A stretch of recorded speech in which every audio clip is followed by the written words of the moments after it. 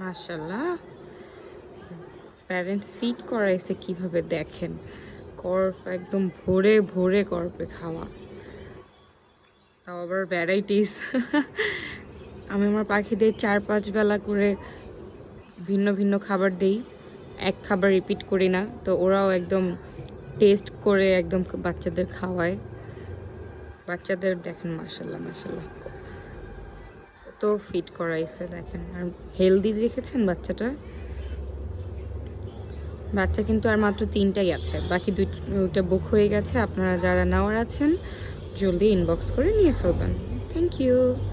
আর মাশাআল্লাহ বলতে কেউ ভুলবেন না। দেখেন কি দুষ্টু, সে স্থির থাকবেই না। তার হাতটা আমি বারবার বন্ধ করতে চাচ্ছি, কিন্তু সে বারবার হাতটা মেলে আমাকে হাত দিয়ে ধরতেছে।